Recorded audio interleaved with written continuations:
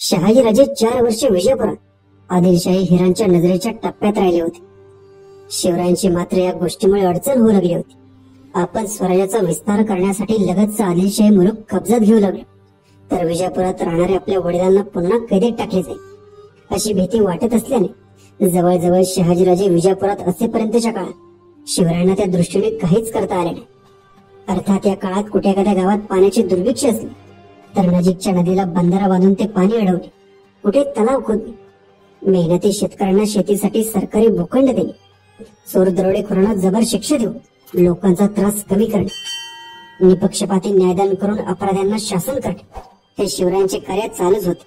त्याच सुमारास शहाजीराजांनी कान्होजी नाईक जेधे व दादाजी लोकरे या आपल्या निष्ठावंत व कार्यक्षम कारभाऱ्यांना खास शिवरायांना मदत करण्यासाठी कर्नाटकातून मावळखोरात पाठवले. त्यांच्या भरेला शिवरायांची धडाडी, मुत्सद्दीपणा व प्रजेबद्दल त्यांना वाटणारा जिव्हाळा इत्यादी गुण पाहून मोरपंत पेगळे, नेताजी पालकर, बहिर्जी नाईक, संभाजी कावजी, विश्वासराव दिघे यांसारखी वेगवेगळ्या कामी अत्यंत उपयुक्त ठरणारी माणसे त्यांच्याकडे आपरून आली व हिंदवी स्वराज्याच्या दृष्टीने ते अतिशय मोलाचे ठरले.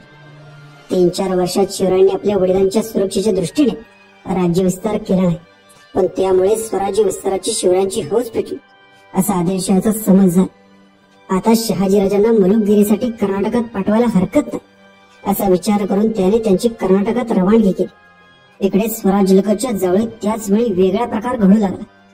जावळी जहागिरीचा चंद्रराव मोरे मेल्यानंतर तो संतानहीन असल्याने त्याची जहागिरी त्याच्या वाटेल त्या भाऊबंधांकडे जाऊ नये किंवा आदिलशहाने ती जप्त करू नये म्हणून चंद्ररावांच्या विधवेने शिवरायांचे सहाय्य मागून आपल्या पसंतीचा वारस यशवंतराव मोरे याला दत्तक घेतले.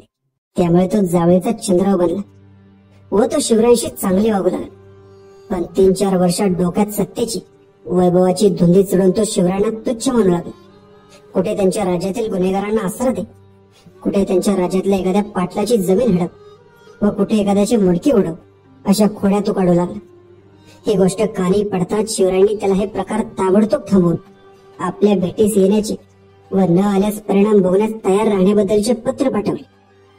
शिवरायांचे ते पत्र हाती येताच चंद्ररावाने जबाब पाठवला, तुम्ही काल राजे झाले आहात, पण आदिलशहाच्या मेहरबानीने राजपद आमच्या घराण्यात पिढ्यानपिढ्या चालत आले, तेव्हा तुमच्याकडे येण्याची आम्हाला जरुरी वाटत नाही आणि तुमच्या धमकीची आम्हाला भीती वाटत नाही. एवढे कळूनही तुम्ही जर आमच्या वाटेच गेला तर त्याला उत्तर देण्याचे सामर्थ्य आमच्या तलवारीमध्ये नक्कीच आहे, हे लक्षात घ्यावे.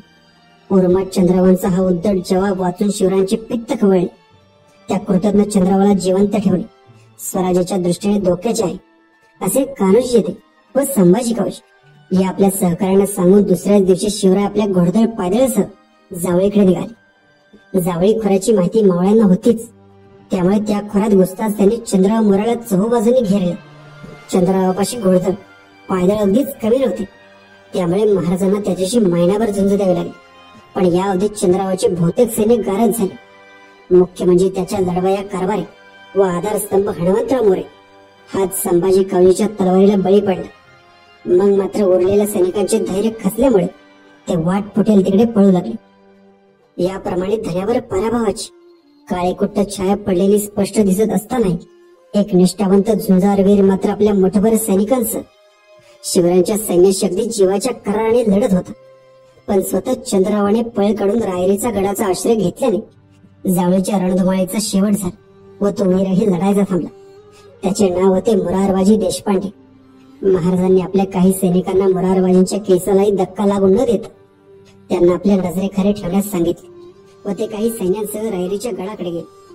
त्या गडाचा चंद्ररावाने आश्रय घेतला होता व तेथे त्याचा थोडाफार फौजफाटा होता. पण मावळ्यांनी दिलेल्या नेकराच्या झुंजीमुळे तो गडही त्यांच्या ताब्यात जाण्याचा रंग दिसू लागला. अखेर गड पडला म्हणजे शिवरायांच्या हाती पडले. चंद्ररावाला पकडले व त्याला महाराजांनी आपल्या छावणीत नेले. तो ताळ्यावर आला तर त्याला आपल्यात सामावून घेण्याचा शिवरायांचा विचार होता, पण त्याला ध्यास लागला होता आदिलशहाच्या चरणी लोटांगण घालून शिवरायांवर सोड उगवण्याचा. त्याने बाजी घोरपडे या शिवरायांच्या कट्टर शत्रूला एक पत्र गुप्तपणे पाठवले, पण शिवरायांच्या हेराने ते पत्र घेऊन जाणार जासूदच वाटेतच पकडले व ते पत्र शिवरायांकडे आणून दिले. ते त्यांनी वाचले आणि संभाजी कावजीला चंद्ररावाची गर्दन छाटण्यास सांगितले. क्षणार्धात चंद्ररावांचे शिर धडापासून वेगळे झाले.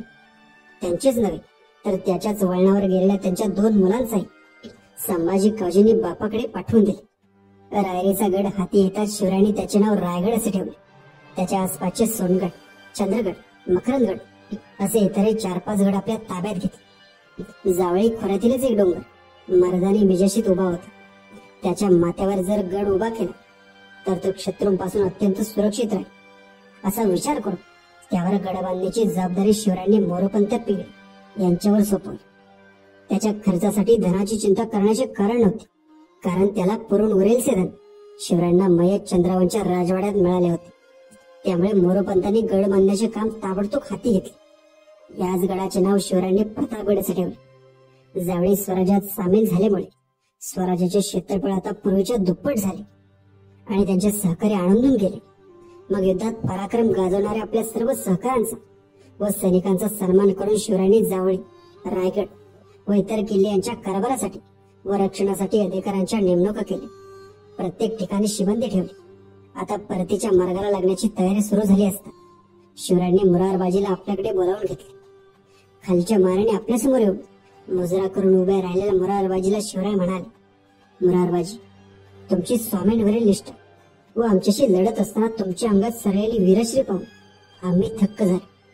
तुमच्या हातीची तलवार फिरत असताना आसमानात वीज चमचमत असल्याचा भास होत होता. क्षणभर थांबून व मुरारबाजींकडे एक शोधक दृष्टिक्षेप टाकून शिवराय म्हणाले, फक्त तुमची निष्ठा तुम्ही स्वकीयांशी गद्दारी व परकीयांपुढे लाचारी करणाऱ्या स्वतःहीन स्वामींच्या ठिकाणी ठेवली व हातची तलवार त्यांच्या रक्षणासाठी चालवली. ही मोठी चूक केली. यापुढे जर तुम्ही आपली निष्ठा, स्वधर्म, स्वजन यांच्या रक्षणासाठी स्थापन झालेल्या स्वराज्याच्या ठाई ठेवली आणि त्याच्या रक्षणाकरिता व वृद्धीसाठी आपली तलवार चालवली तर तुमचे जीवन कृतार्थ होईल. शिवरायांचे हे बोल हृदयाला भिडून मुरारबाजींनी आपली तलवार त्यांच्या चरणांपाशी ठेवली.